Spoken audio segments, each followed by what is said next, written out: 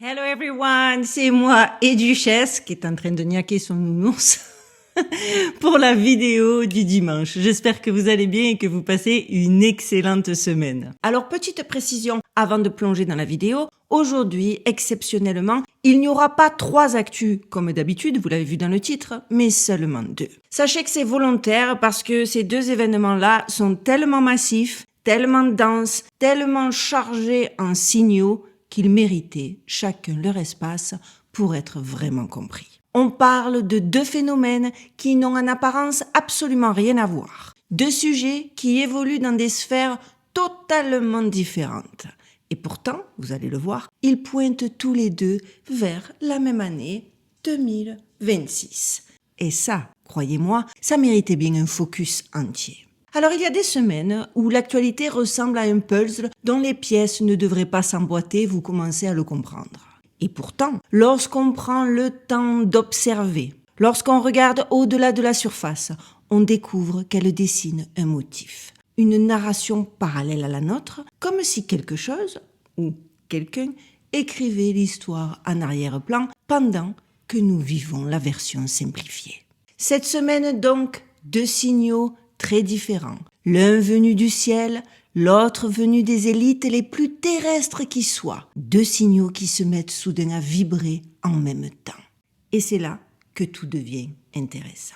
D'un côté, un objet interstellaire qui n'en fait qu'à sa tête, qui ajuste sa trajectoire au kilomètre près, qui se place exactement où il ne devrait pas être et que l'on continue avec une insistance suspecte à appeler une comète. Vous l'avez compris, il est temps de faire une update sur les dernières déclarations concernant 3i Atlas. De l'autre, une couverture de The Economist, qui, comme à son habitude, ressemble moins à un magazine d'analyse qu'à un rite visuel. Une partition codée où l'année 2026 est dessinée comme un théâtre de guerre, de surveillance, de chaos contrôlé. 2 langages différents, 2 sphères différentes et pourtant un point commun. 2026 n'est clairement pas une année comme les autres. Et vous allez voir ça. Avant de commencer, et surtout pour ce type de recherche, laissez-moi remercier mon partenaire du jour, CyberGhost VPN.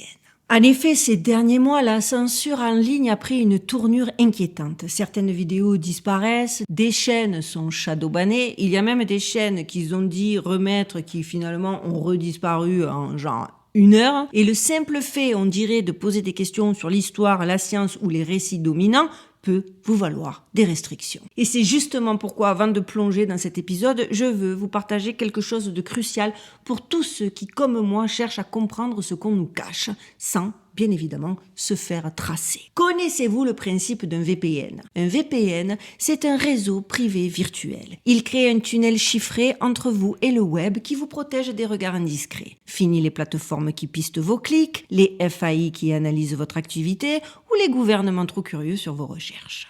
Et justement, c'est CyberGhost VPN que j'ai choisi pour ça.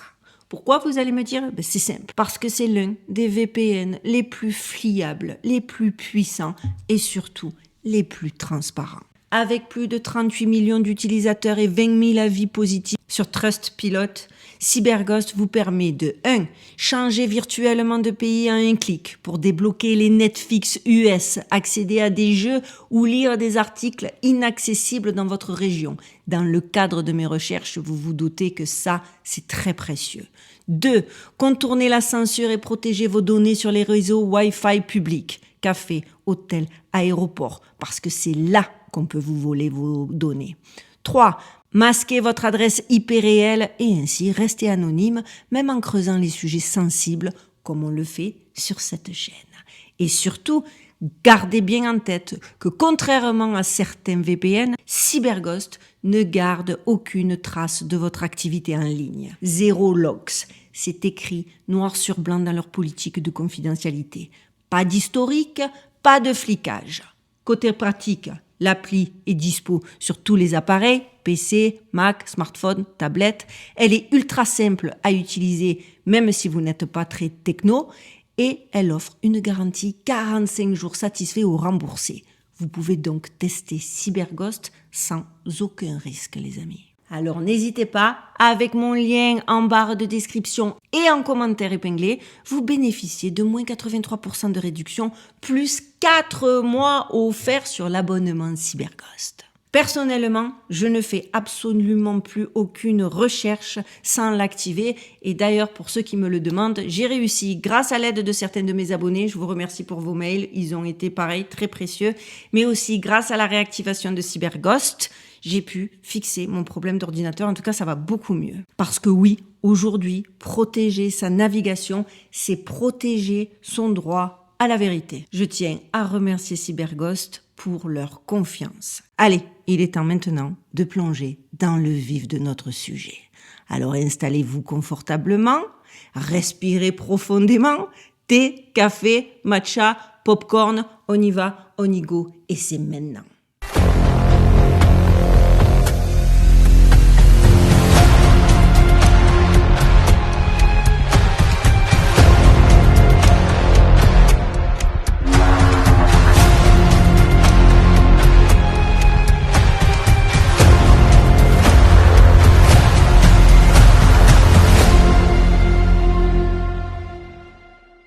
On rentre tout de suite dans notre actu numéro 1.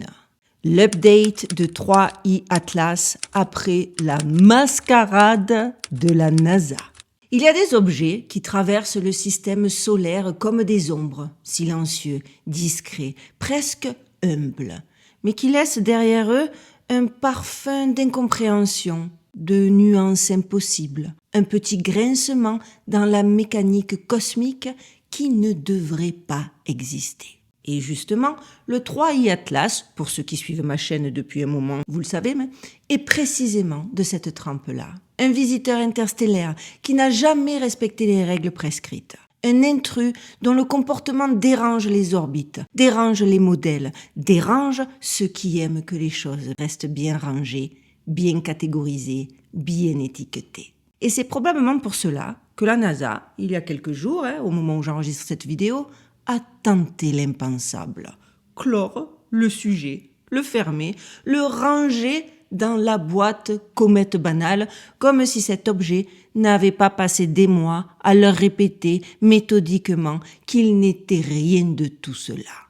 Alors, je vous jure, quand j'ai regardé l'annonce, j'ai rigolé, parce que l'annonce, elle était presque gênante à regarder. Pas parce qu'elle apportait une réponse, non, mais parce qu'elle évitait soigneusement toutes les questions. Une vidéo expédiée, des images volontairement pauvres, aucune explication sur les jets multiples, aucune analyse de l'accélération non gravitationnelle, aucune mention de la signature thermique anormale et surtout, aucune réponse sur ce moment précis où les observatoires ont dû admettre, du bout des lèvres, que 3i Atlas procédait à une correction de trajectoire. Un ajustement minuscule, certes, mais impossible à justifier pour une comète. On a eu l'impression, lors de ce speech de la NASA, d'assister à un professeur dépassé qui, n'ayant plus d'arguments, se contente de répéter plus fort que tout va bien, que tout est normal, que circuler est la seule option raisonnable, comme d'habitude. Sauf que pendant ce temps, un autre homme, que vous connaissez très bien si vous suivez le dossier sur ma chaîne, cet homme, observait, calculait, comparait et, comme souvent, pointait là où personne ne voulait regarder. Je parle bien sûr d'Avi Loeb, l'ancien directeur d'astronomie à Harvard, celui qui avait déjà osé dire ce que personne ne voulait entendre avec Oumuamua. Et lui, il vient d'expliquer quelque chose d'absolument vertigineux sur 3i Atlas. Et croyez-moi, c'est une information qui, à elle seule, suffit à ridiculiser la panique de la NASA de vouloir classer l'objet comme une simple comète. Car voici, les amis, le cœur du mystère. Le 16 mars 2026, 3i Atlas va frôler Jupiter. Mais pas n'importe comment, attention, pas n'importe où, pas à n'importe quelle distance. Non, justement. Les dernières données du JPL, pour ceux qui ne sauraient pas, quand on parle des dernières données du JPL, on fait référence à JPL Horizon, le système officiel de la NASA, Jet Propulsion Laboratory, qui calcule en temps réel les orbites des objets du système solaire, leur position exacte dans le ciel à chaque date, leur distance minimale lors des rencontres planétaires, leur vitesse, leurs paramètres non gravitationnels, comme pour 3i Atlas, et les mises à jour basées sur les nouvelles observations envoyées par des observatoires du monde entier. Donc, leurs données montrent bel et bien que l'objet va arriver au kilomètre près, exactement sur la limite du Hill Radius de Jupiter, soit exactement où une civilisation cherchant à déposer des artefacts, des ondes ou des dispositifs technologiques viendrait précisément se positionner pour permettre à des objets de rester en orbite avec un minimum d'énergie. Exactement là où un vaisseau de type von Neumann, ces sondes autoréplicantes imaginées par les astrophysiciens, viendrait stabiliser une cargaison. Exactement là où aucune comète n'a la moindre raison de viser naturellement. Le Hill Radius, c'est la frontière gravitationnelle où Jupiter devient capable de retenir quelque chose sans le laisser s'échapper sous la traction solaire. En clair, vous l'avez compris, c'est l'endroit idéal pour une insertion orbitale. Et 3i Atlas va venir s'y poser à 0,06 millions de kilomètres près. Une précision équivalente à une chance sur 26 000. Mais ce n'est pas tout. Loeb remarque que l'accélération anormale enregistrée lors du passage au plus près du Soleil, lorsque 3i Atlas était invisible depuis la Terre, correspond exactement à la correction de trajectoire nécessaire pour atteindre pile poil ce point précis. Comme si pendant qu'il était hors de vue, quelque chose avait ajusté le vecteur en profitant de la poussée gravitationnelle pour minimiser la dépense énergétique. Et c'est là, donc, que la déclaration de la NASA atteint un niveau de malaise presque comique. Bon, nous sur ma chaîne on le sait, mais quand même. Comment peut-on sérieusement regarder un objet qui affiche des jets multiples asymétriques, qui présente une accélération non gravitationnelle digne d'un moteur orientable, qui effectue une correction de trajectoire pendant qu'il est caché derrière le Soleil, qui vise un point de l'espace utilisé en astronautique pour stabiliser des artefacts, qui possède une forme non conforme à une comète classique, qui traverse le système solaire avec un comportement déjà jugé intrigant par 230 observatoires et se contente de dire « c'est une comète », comme si cette phrase prononcée d'un ton monotone suffisait à dissoudre l'incohérence. Surtout quand la présentation officielle ressemble plus à un exercice de damage control qu'à une démonstration scientifique.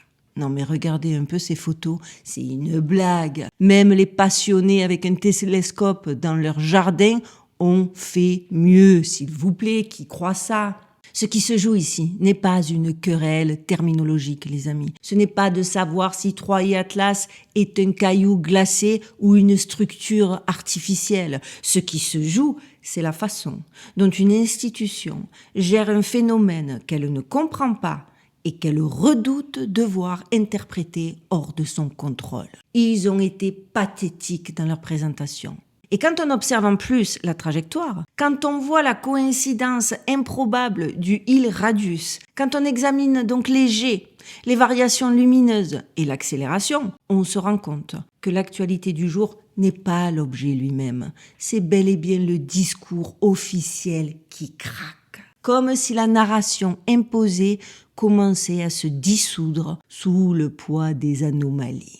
3i Atlas poursuit sa route, méthodique, silencieux, précis. Et le 16 mars 2026, il va atteindre un point qu'aucune comète ne vise, qu'aucune comète n'a intérêt à viser et qu'aucune comète, statistiquement, ne pourrait viser par hasard. Le genre de trajectoire qu'on analyse après coup, longtemps après. Quand on réalise que les civilisations avancées ne se signalent pas par des lumières agressives ou des monuments dans l'espace à la Hollywood, à la Independence Day, mais par des choix de navigation.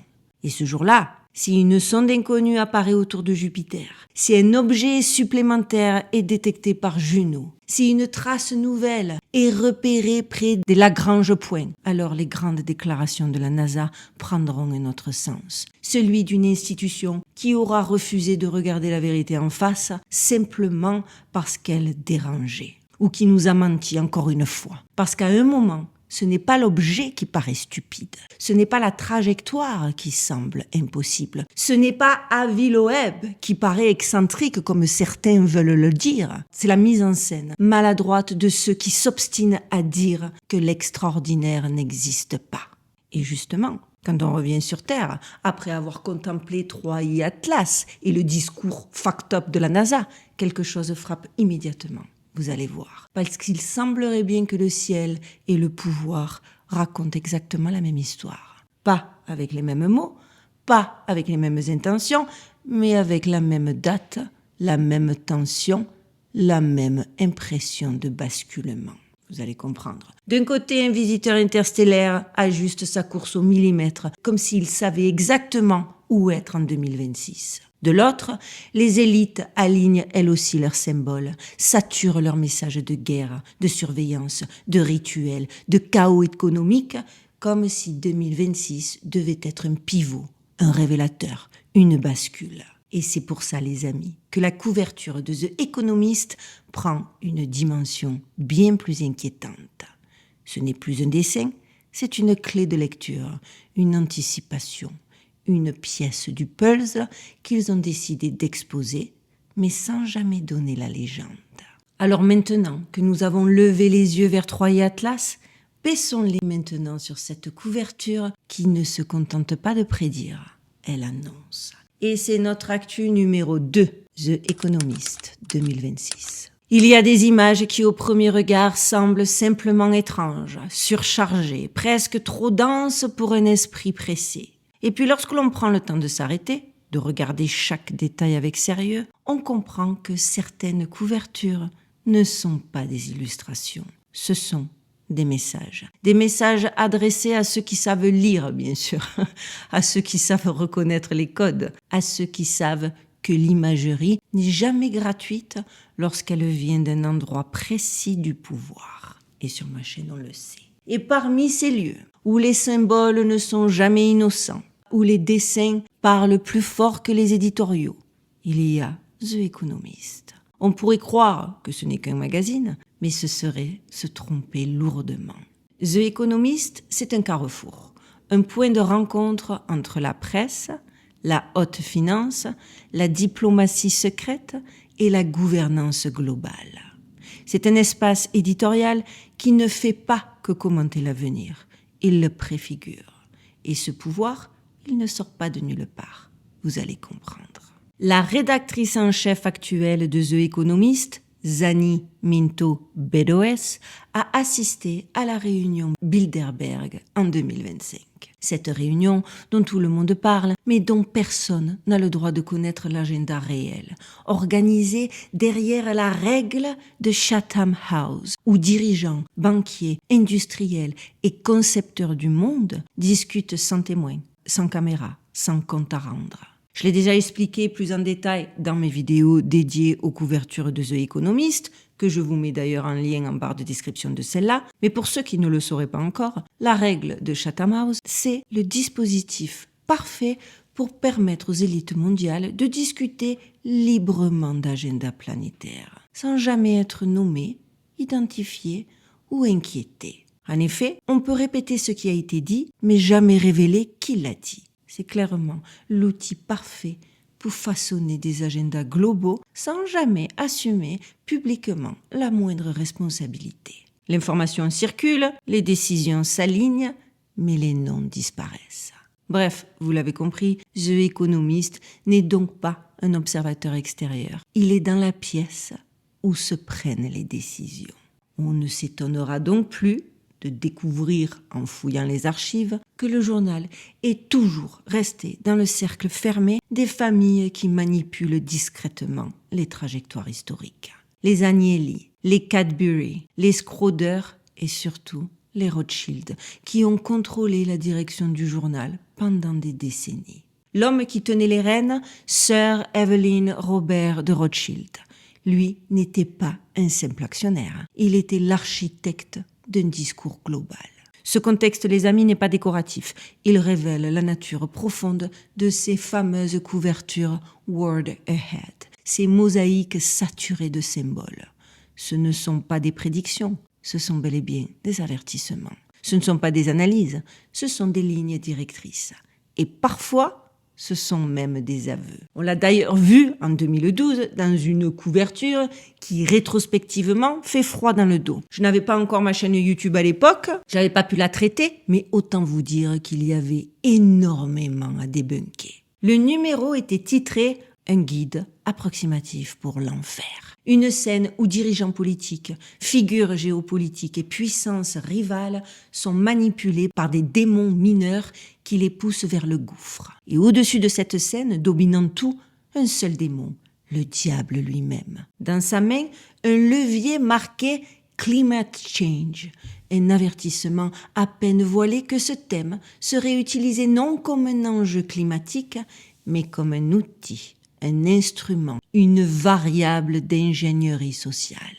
Et détail vertigineux, le diable tient dans l'autre main The Economist lui-même, comme si le journal était le manuel d'instruction de ceux qui cultivent le chaos. Alors forcément, lorsque l'édition The World Ahead 2026 sort et qu'on voit la densité de symboles, regardez ça, l'imagerie anxiogène, les références multiples à la guerre, au contrôle, à la surveillance, à la manipulation mentale, à la destruction économique, on ne peut plus regarder cette couverture comme un simple collage. C'est la projection mentale d'un agenda. Regardez, on voit d'abord le monde posé non pas sur ses fondations, mais sur un ballon de football. Référence évidente à la Coupe du Monde 2026. Mais surtout, un message. Le monde entier est un jeu, un spectacle, un champ de manipulation, un objet que l'on veut pousser du pied. Et immédiatement, tout autour de ce globe ballon, des drones, des satellites, des armes qui flottent comme des parasites technologiques, nous pousse à réfléchir. L'image respire la surveillance, l'alerte permanente, le militarisme rampant. Au centre, un simple gâteau, mais porteur d'un poids symbolique, massif. Les 250 ans des États-Unis, fondés en 1776. Un rappel évident. Et pourtant, sous la surface, un sous-entendu encore plus fort. Les Illuminati de Bavière, eux aussi, furent fondés en 1776. 2 anniversaires, une même origine, un même basculement historique. Et sur la couverture, ce gâteau anniversaire est relié à une main menottée, le symbole d'une révolte étouffée, d'un patriotisme comprimé, d'une population qui voudrait parler, mais dont la parole est enchâssée. Juste en dessous, un marteau de juge, frappé au poing qui fissure sa base. La justice américaine ou globale apparaît brisée, incapable de tenir le chaos des années à venir. Autour, des pièces de monnaie, un graphique rouge qui plonge dans le vide, signe d'une économie qui ne s'effondre pas naturellement, mais qui est poussée à chuter. Au même endroit, 2 épées croisées renvoient à quelque chose de plus sournois qu'une guerre conventionnelle. Une guerre commerciale, une guerre monétaire. Une reconfiguration du pouvoir économique mondial. Dans ce décor, Xi Jinping et Donald Trump luttent pour rester debout, comme des acteurs sur une scène qui s'effondre sous leurs pieds. Puis à gauche, un cargo qui porte un drapeau noir, le symbole des pirates. Mais le cargo transporte des armes dissimulées dans des containers. Il se dirige droit vers le gâteau anniversaire. L'allusion est limpide, un coup sournois, une attaque non assumée, quelque chose qui s'inscrit dans la logique des opérations sous faux drapeau. Et juste à côté, en totale rupture visuelle, surgit une trière antique, un voilier méditerranéen orné d'un œil, comme ceux des Phéniciens, conçu pour conjurer le mauvais œil. Un homme transporte une urne rouge. Rien n'a de sens, sauf si l'on comprend l'échelle symbolique. La trière, c'est la mémoire ancienne, la navigation ancestrale, les sociétés secrètes maritimes. L'urne rouge, c'est le rituel, le sacrifice, la transmission. Ce navire anachronique surgit comme un rappel. Ce que nous croyons nouveau est souvent la répétition d'un ancien cycle. Et vous le savez, on est en plein dedans. Et dans un coin presque discret, mais essentiel, 2 seringues immenses plantées comme des aiguilles rituelles, et autour d'elles, un océan de pilules. Le message est clair, Big Pharma n'est plus un secteur, c'est une infrastructure de contrôle social. Les seringues sont placées juste à côté des missiles, un parallélisme qui dévoile ce que très peu osent dire. Les vaccins vont devenir des armes. Non pas forcément des armes biologiques, mais symboliques, administratives, coercitives. Plus bas, on voit encore un robot chien, semblable à celui exhibé par l'armée chinoise récemment, arme automatique montée sur son dos, un cauchemar mécanique annonçant une militarisation déshumanisée. Et enfin, des glaçons fondants, symbole quasi enfantin mais terriblement efficace. Le climat comme outil psychologique. On retrouve ici l'écho direct du levier Climate Change tenu par le diable en 2011. Le message n'a pas changé. L'agenda climatique est une manette. Et alors qu'on contemple cette couverture saturée d'armes, de drones, de flèches, de signaux, de symboles antiquaires et de dispositifs pharmaceutiques, une évidence s'impose. The Economist ne prédit pas, The Economist informe ceux qui savent. C'est clairement un langage codé, un lexique interne, une feuille de route. Et l'objectif n'est pas de nous avertir, c'est de nous acclimater à la peur, de nous distraire, de nous confondre, de nous convaincre que le chaos est bel et bien inévitable. Et c'est ici que moi j'ai fait le lien implicite avec 3i Atlas, et pour moi un lien qui devient frappant. Dans le ciel, un objet interstellaire ajuste sa trajectoire au kilomètre près, dans une précision qui dépasse tout ce que l'on attend d'un simple morceau de glace. Un objet qui agit comme s'il savait où il devait aller.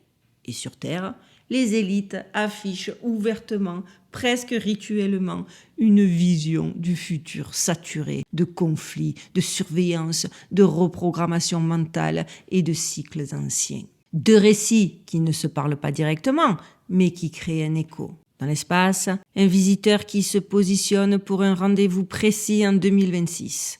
Sur Terre, une élite qui prépare un narratif anxiogène pour la même année. 2 trajectoires parallèles, 2 agendas distincts, mais une seule et unique conclusion.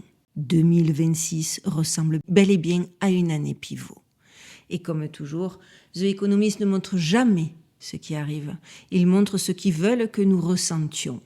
La peur, l'instabilité, l'épuisement, l'impuissance. Parce que quand on met côte à côte ces 2 événements, donc l'objet dont on atténue soigneusement les anomalies sous un vernis rassurant et une couverture de The Economist qui met en scène un monde où chaque tension semble organisée, chorégraphiée, orchestrée, presque scénarisée, on obtient quelque chose de beaucoup plus important qu'un simple fil rouge. Un rappel brutal que nous avons basculé dans une époque où l'on contrôle d'abord les perceptions, puis ensuite les faits.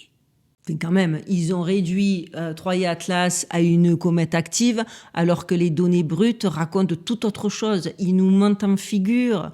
Le ciel que l'on simplifie pour ne pas nous affoler ou pour encore nous manipuler. De la même façon, avec leur couverture de The Economist, les élites nous dépeignent un monde sous surveillance totale, saturé de symboles, où le chaos n'est pas subi, mais modulé, orienté, utilisé, je le répète, comme un levier bel et bien une imagerie conçue pour installer un climat, préparer les esprits, modeler ce qui sera accepté comme normal. Donc vous l'avez compris, dans les 2 cas, la réalité brute est maquillée, réarrangée, mise au service d'un récit. Ce n'est plus l'événement qui compte, mais la version officielle de l'événement. Parce qu'il y en a plein qui sont venus se moquer de moi. Hein. Et c'est précisément en plus dans ce climat que surgit un 3e signal, plus culturel, mais tout aussi révélateur, le documentaire Age of Disclosure. Son message est simple, ce documentaire, presque dérangeant dans son timing. Le réalisateur affirme que nous nous rapprochons du moment où un président américain pourrait monter à un pupitre et dire officiellement « nous ne sommes pas seuls ». Il ne parle pas de spéculation, il parle d'inévitabilité, de climat, d'acclimatation psychologique. Il va même plus loin. Il affirme que le documentaire qui sort bientôt est déjà sur le radar de Donald Trump qui, rappelons-le, avait promis la déclassification des dossiers sur les intelligences non humaines. Et son argument est limpide. Quand une société atteint un certain point de saturation narrative, il devient plus coûteux de maintenir le secret que de le révéler. Et soudain, les amis, ces 3 pièces-là s'emboîtent parfaitement. Avouez-le, un phénomène céleste qu'on arrondit pour ne pas perturber, une élite globale qui scénarise le chaos de 2026 comme un théâtre total et un documentaire grand public qui prépare l'opinion à une annonce inimaginable. Là, le lien pour moi est devenu évident. Ce n'est pas une révélation que l'on nous prépare, c'est la manière de la contrôler encore et toujours. Et la vraie question n'est dorénavant plus est-ce que 2026 apportera une divulgation ? En vérité, la vraie question devient si divulgation il y a, à quel moment, dans quel récit et sous quelles conditions voudront-ils que nous la recevions ? Parce qu'ils ne peuvent plus se cacher. Donc ils vont tenter de nous manipuler. Parce qu'à ce stade, tout indique qu'en 2026, le combat ne portera plus sur les faits, c'est déjà le cas, mais sur la façon dont on voudra que nous les voyions. Et ils ont mis tout en place, parce que l'intelligence artificielle, c'est l'excuse parfaite. Je le répète les amis, la seule question qui va nous rester, c'est de savoir si on sera prêt le jour où ils n'auront plus le choix de nous le dire. Et surtout, de lire entre les lignes ce qu'ils vont vraiment nous dire et faire la part des choses. Encore une fois, c'est pour ça que ma chaîne existe, c'est pour trier, c'est pour débunker, c'est pour préparer les gens à réfléchir par eux-mêmes. Ne croyez plus à ce qu'ils nous balancent. J'espère que cette vidéo vous aura plu. Vous savez que pour m'aider, c'est toujours le même système. On like, on commente, on partage, on booste à fond. Ça aide ma chaîne à grandir, à grossir et à passer au travers de l'algorithme YouTube et de la censure. Les petits nouveaux, s'il vous plaît, on s'abonne si vous n'êtes pas abonné. Ça vous coûte rien. Ça change rien, c'est pas comme sur les Instagram et autres TikTok, ça ne change rien à votre algorithme personnel et ça aide énormément les petits créateurs comme moi. Donc s'il vous plaît, n'hésitez pas. Voilà, avant de partir aussi, je voulais encore une fois remercier CyberGhost VPN, l'outil idéal pour protéger vos données, contourner les blocages géographiques et surfer en toute sécurité. Avec mon lien disponible en barre de description et en commentaire épinglé, vous pouvez profiter de mon offre exclusive jusqu'à 83% de réduction, plus 4 mois gratuits et surtout une garantie de remboursement de 45 jours si vous changez d'avis. Alors vraiment, n'hésitez pas. C'est pour vous. Si vous voulez avoir l'esprit tranquille lorsque vous surfez sur le web, c'est incontestablement CyberGhost VPN qu'il vous faut. Voilà les amis, je vous souhaite de passer une excellente fin de semaine. Prenez bien soin de vous, prenez bien soin de vos proches, gardez l'œil ouvert et surtout, stay safe les amis. On se retrouve dimanche.